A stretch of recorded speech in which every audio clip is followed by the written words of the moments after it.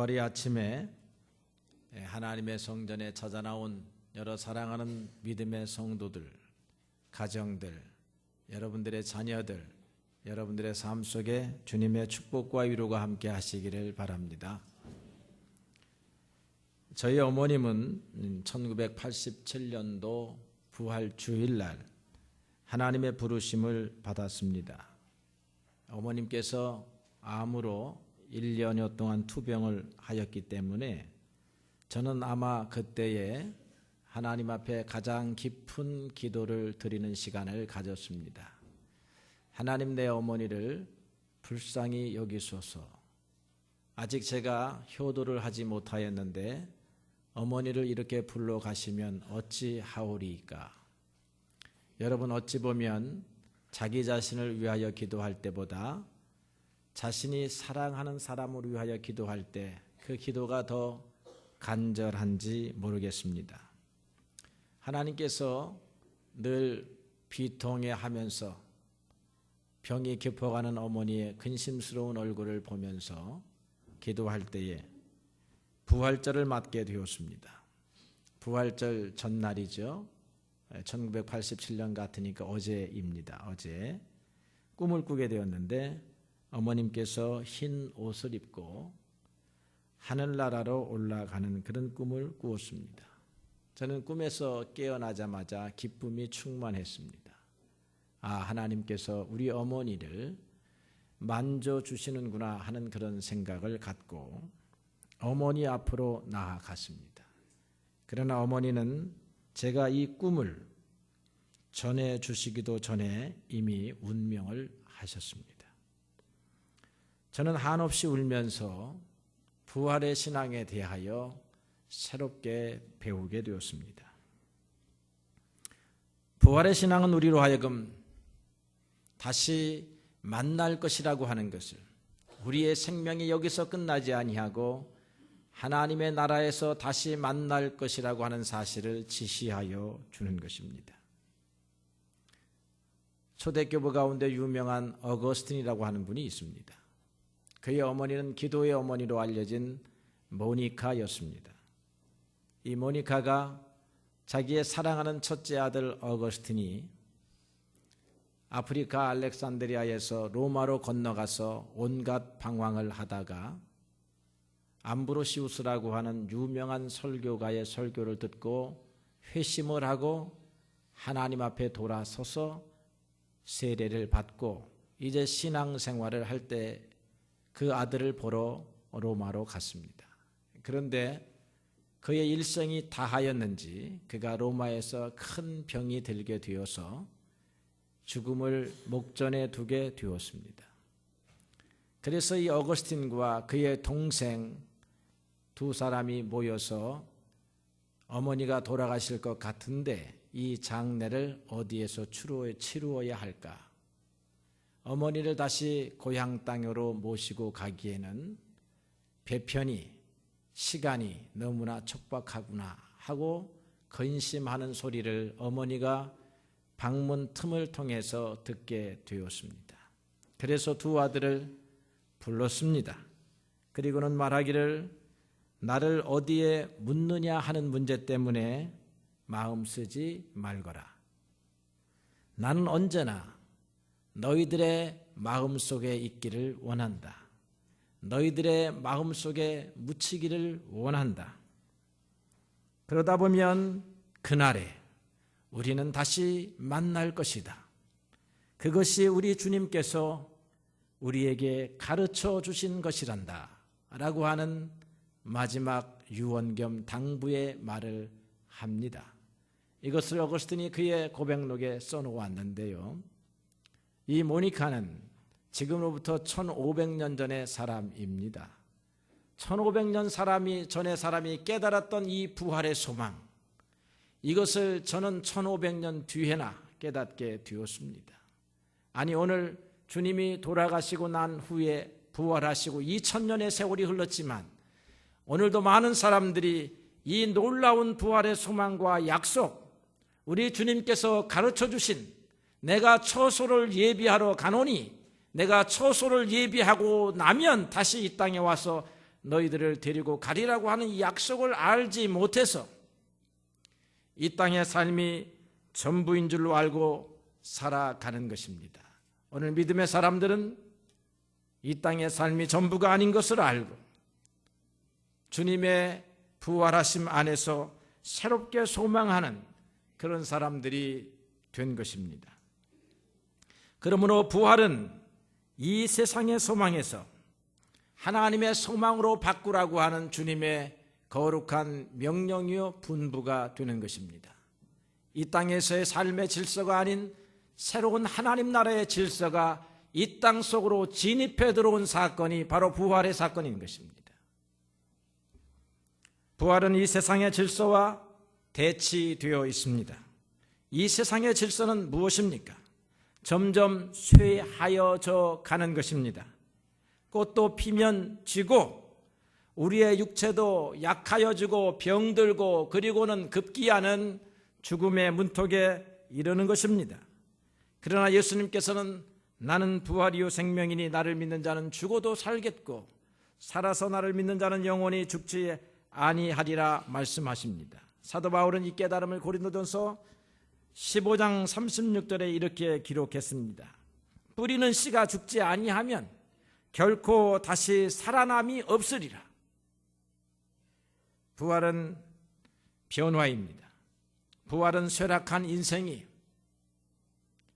끝이 났다라고 하는 것을 말하는 것이 아니라 새롭게 더 강하게 더 생기 있게 영원한 삶이 시작된다라고 하는 사실을 가르쳐 주는 것입니다. 그러나 인생들은 이러한 진리를 깨닫지 못합니다. 고린도 교인 가운데서도 죽은 자의 부활을 믿지 아니한 사람들이 많았습니다. 그래서 사도 바울이 고린도전서에 편지를 쓰면서 이렇게 말합니다. 그리스도께서 죽은 자 가운데서 다시 살아나셨다 전파되었거늘 너희 중에서는 어떤 이들이 어찌하여 죽은 자 가운데서 부활이 없다고 하느냐. 그리스도께서 살아나지 아니하였다고 하면 오늘 너희들의 믿음이 아무런 소용이 없는 것이 아니냐. 너희들의 믿음도 헛되고 너희들의 소망도 헛되며 너희가 이 땅에서 가장 불쌍한 자로 드러나게 될 것이라고 말하는 것입니다. 우리 인생들은 우리가 살아가는 이 세상, 만들어가는 이 세상이 전부이고 또 최고인 줄로 알고 살아가지만 우리 믿음의 사람들은 결코 그렇지 않습니다.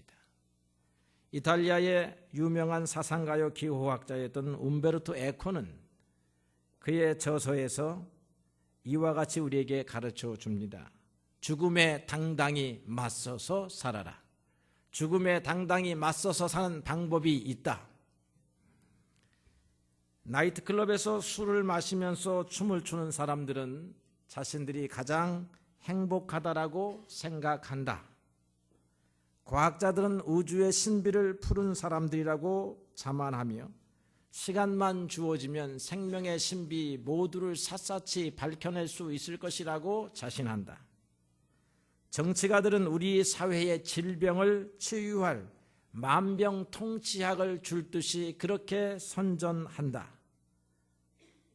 신문 방송의 기자들은 이 세상의 정보는 자기들이 다 제공하고 있다라고 그렇게 말하고 있다. 기업가들은 자기들이 이 세상의 모든 사람들을 먹여 살린다고 그렇게 말하고 있다. 이것이 이 세상이다. 그러므로 움베르토 에코는 죽을 때에 웃으면서 죽으라고 하는 것입니다. 왜 그런가 하면 이 모든 사람들이 바보가 아니냐 하는 것입니다. 바보들의 세상을 떠나는 것을 즐거워하라고 가르쳐 줍니다. 굉장한 풍자가 아닐 수 없습니다. 이 세상 사람들은 이처럼 세상만 알고 하나님을 알지 못합니다. 이 세상에서 행복과 삶을 누릴 수 있다라고 생각합니다. 교만과 자기 우월감에서 살아가는 사람들입니다. 이 사람들이 옛날이나 오늘이라 메시아를 거부하고 메시아를 죽이고 진리를 거부하고 진리를 받아들이지 않습니다. 우리 성경에 보게 되면 이 땅은 이 움베르토 에코가 풍자한 것처럼 바보들의 골짜기로 비유할 수도 있을 것입니다. 이 바보들의 골짜기에 커튼을 열고 새로운 세계를 보여주신 이가 바로 우리 예수님이시다. 그리고 예수님의 부활의 사건이 아니겠는가 생각해 봅니다. 그러나 바보 세상에서 살아가는 사람들은 예수님을 못 박았고 새로운 세계를 허구라고 단정해버렸습니다. 그들은 예수님을 십자가에 못 박았습니다. 그리고 골칫거리의 인생, 세상을 소란케 하는 인생, 그리고 거룩한 모세의 율법의 세계를 부정하는 인생을 제거하고 그들의 하나님께 제사했습니다. 의를 묻어버리고 불의를 번성케 하면서 환호하는 것이 이 땅의 사람들의 축제가 아닌가 생각합니다. 이 바보들의 골짜기라고 말하는 것은 어찌면 이 세상을 치열하게 살아가는 사람들에게 어려운 표상일지도 모를 것입니다. 받아들이기 어려운 관념일 수도 있습니다. 이것은 우리에게 무엇을 말하는가 하면 부활을 설명하기가 그만큼 어렵다고 하는 것입니다. 인간의 언어로 부활을 알려준다는 것은 불가능합니다. 여러분의 눈이 열릴 때 받아들일 수 있는 사건입니다. 막달라 마리아가 주님의 무덤 앞에 갔습니다. 그녀가 주님이 뒤에 서 계신 것을 뒤돌아 보았지만 그녀는 그가 동산지기인 줄로 알았다고 하는 것입니다. 막달라 마리아조차도 죽은 사람이 다시 살아난다라고 하는 것을 배워본 적이 없고 그의 일평생 죽음만 보고 살았고 그리고 사람들은 반드시 죽는다라고 하는 생각 속에 사로잡혀 있었던 것입니다. 우리가 많은 사람들에게 죽은 뒤를 생각해 보라고 말해 봅니다. 그러면 그들은 말하기를 죽은 뒤를 왜 생각합니까? 그러면 살아있는 동안 하나님을 생각하며 삽시다. 그러면 그들은 왜 하나님 없이도 잘 살고 있지 않습니까? 라고 반문합니다. 이것이 오늘날 무신론적 세계관입니다. 그런데 크리스찬들 가운데도 이런 사람들이 굉장히 많습니다. 교회에는 나오고 있지만 하나님이 우리에게 보여주신 약속이나 새로운 세계에 대한 소망은 갖고 있지 않습니다. 이것을 학자들은 어려운 용어로 실천적 무신론자라고 그렇게 말합니다. 교회는 다니지만 입술로는 하나님을 있다고 믿지만 하나님이 우리의 삶을 관여하고 인도하고 섭리한다고 하는 사실은 믿지 않는 것입니다. 그러나 오늘 여러분, 이 부활의 사건은 우리 기독교의 핵심의 사건입니다. 부활이 없으면 기독교도 없는 것입니다. 부활이 없으면 우리의 믿음도 없는 것입니다. 그런데 이 부활의 사건은 우리에게 이 땅 너머에 새로운 삶이 있다라고 하는 사실을 가르쳐 주는 것입니다. 오늘 성경을 보니까 예수님은 무덤 바깥에 계셨습니다. 마리아는 울면서 예수님을 찾고 있습니다. 어디서 마리아가 예수님을 찾고 있습니까? 무덤 속에서 찾고 있습니다. 그는 예수님의 약속을 까맣게 잊고 있습니다. 오늘도 우리는 행복을 무덤 안에서 찾고 있습니다. 무덤과 같은 이 세상 속에서 찾고 있습니다. 하나님의 약속은 까맣게 잊고 살아가는 우리들의 모습이 아닐 수 없습니다. 무덤은 무엇을 말하고 있습니까? 영원한 절망, 영원한 끝을 의미하는 것입니다. 무덤 속에 들어가면 끝인 것입니다. 그런데 오늘 예수님은 우리에게 나는 무덤 안에 있는 것이 아니라 무덤 바깥에 있느니라라고 말씀하고 있습니다. 예수님은 무덤 안에서 찾아야 할 분이 아니고 무덤 바깥에서 찾아야 할 분입니다. 예수님은 무덤 속에 갇혀 있는 분이 아닙니다. 예수님은 무덤을 뚫고 지나가신 분입니다. 예수님은 무덤을 가지지 않습니다. 지상의 유명한 이들은 무덤을 갖습니다. 무덤이 그들의 끝이기 때문에 그들은 무덤도 호화롭게 장식합니다. 그리고 사람들을 오늘도 무덤 속으로 불러들입니다. 무덤 앞에 가서 절하게 만듭니다. 세상에서 권세가 많았던 사람일수록 많은 사람이 오랫동안 그 무덤을 기억하고 그곳을 찾아갑니다. 그들은 오늘도 무덤 속에 갇혀 있는 사람들입니다. 그러나 예수님은 무덤을 가지지 아니했습니다. 왜 그렇습니까?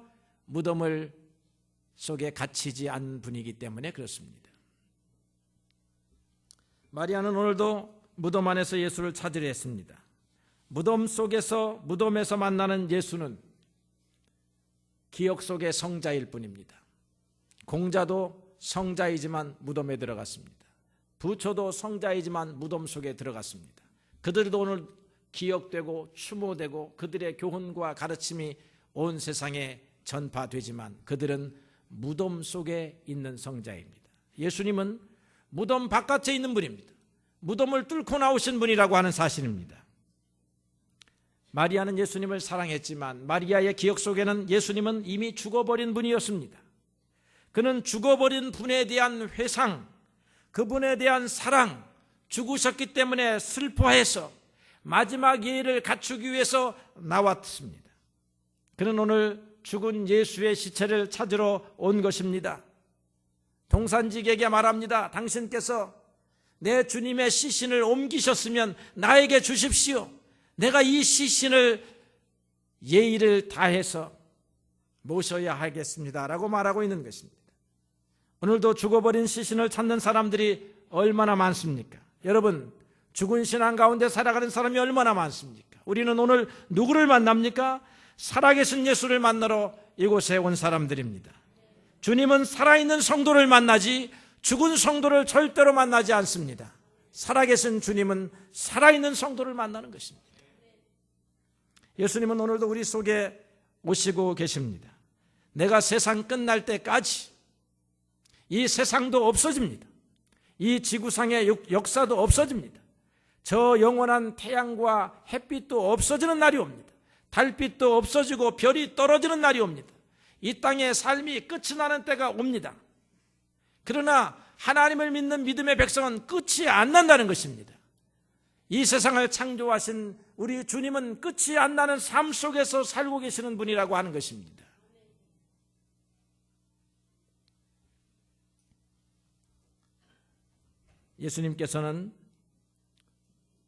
예수님의 부활은 우리에게 새로운 삶을 명령하고 있습니다.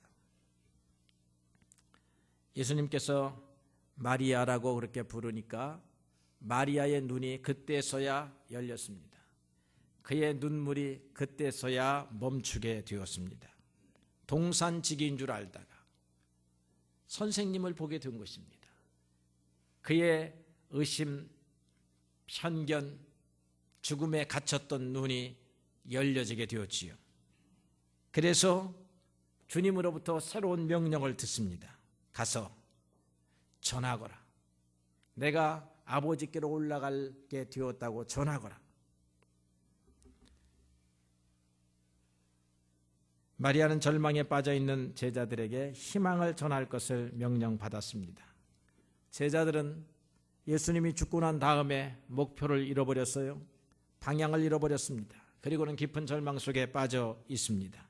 그러한 제자들에게 가서 너희의 선생 예수는 살아났다라고 전하는 것이 이 마리아, 막달라 마리아에게 주어진 명령이었습니다. 여러분, 우리는 전해야 하지요. 움베르토 에코가 말한 이 바보스러운 골짜기에서 살아가는 사람, 자신의 삶이 전부라고 생각하는 사람, 자아에 도취되어 살아가는 모든 사람들에게, 그러면서도 죽기를 무서워하는 모든 사람들에게 이 복음의 은총을 전해야 하는 것입니다. 히브리서 2장 15절에는 이렇게 기록했습니다. 왜 예수님께서 이 땅에 오셨는가? 왜 예수님께서 인간의 혈육을 입고 이 땅에 오셨는가? 히브리서 2장 15절, 죽기를 무서워함으로 일생에 매여서 종노릇하는 모든 자들을 놓아주려 하심이라. 죽기를 두려워함으로 일생에 매여서 종노릇하는 자들입니다. 이 땅에서의 죽음이 두렵고, 이 땅에서의 불행이 두렵고, 이 땅에서의 슬픔이 두려워서 재물의 종노릇하고 불의의 종노릇하고 거짓의 종노릇하는 인생들을 놓아주어야 하는데, 그들을 이 무덤 속에서 벗어나게 해주어야 하는데, 사람들이 하나님의 나라, 하나님의 살아계심을 알지 못하니까 이 땅에서 종로로 탄다라고 하는 것입니다. 그 예수님께서는 이 땅에 종로로 타는 이들, 왜 종로로 타는가 했더니 죽기가 무서워서.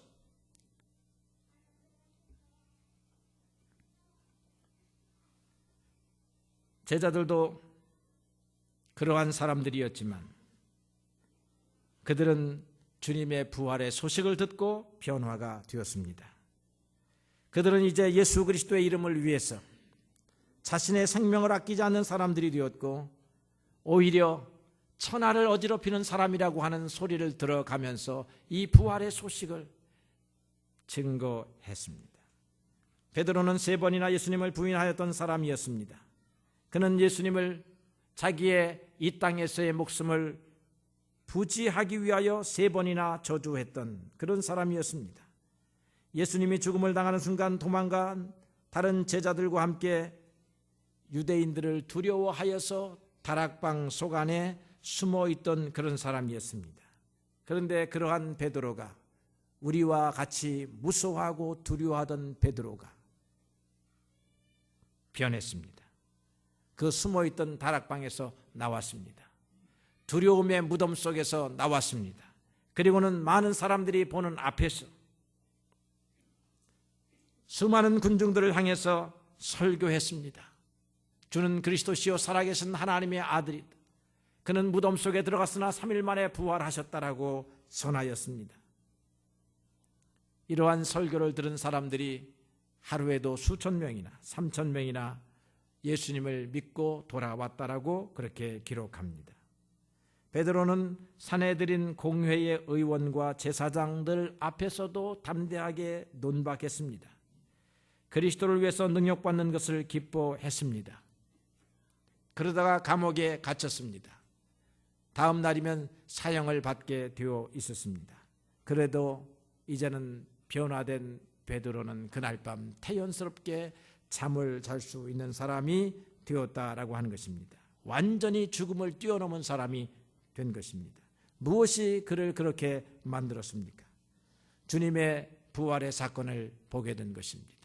우리의 생명이 이 땅에서 끝나지 않는다고 하는 사실을 알게 된 것입니다.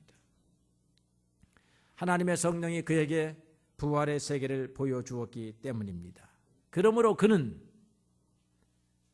이 땅에 소망을 갖는 사람이 아니라 하나님께 소망을 갖는 사람이 되었습니다. 여러분, 이 땅에서 소망을 갖게 되면 실패가 오면 두려워합니다. 넘어지면 두려워합니다. 건강을 잃어버리면, 재물을 잃어버리면, 권세를 잃어버리면 두려워합니다. 희망을 잃어버렸기 때문입니다. 이 땅에서의 희망은 우리에게 그렇게 이야기합니다. 그러나 주님을 바라보는 희망은 이 땅의 희망이 꺼졌다고 해서 끊어지는 희망이 아닌 것입니다. 우리가 세상에서 환난을 당하지만 그 환난 가운데 넘어지지 않는 삶은 우리가 부활의 소망을 갖는 신앙 때문에 가능한 것입니다. 세상은 우리에게 이렇게 말합니다. 너 잃어버렸지. 건강을 잃어버렸지. 재산을 잃어버렸지. 권세를 잃어버렸지. 이제 너는 죽었다. 네가 들어갈 곳은 무덤밖에 없다. 슬픔의 무덤, 탄식의 무덤, 절망의 무덤밖에 들어갈 곳이 없다라고 그렇게 말합니다. 이런 세상을 이겨버릴 수 있는 것은 주님의 부활의 생명이 우리 가운데 들어올 때인 것입니다. 주님의 능력이 우리 가운데 들어오는 것입니다. 부활의 생명이 들어온다고 하는 말은 주님이 세상을 이기는 그 능력이 우리에게 전수되었다, 우리에게 이식되었다, 우리에게 들어와 있다라고 하는 사실을 말하는 것입니다. 우리가 오늘 주님과 함께 살아가면 이러한 세상의 소망에 넘어지는 사람이 아니고 오히려 하나님을 향하여 믿음으로 달려가는 사람이 된다라고 하는 것입니다. 사랑하는 성도 여러분, 세상이 전부가 아닙니다. 여러분이 당하는 삶이 전부가 아닙니다.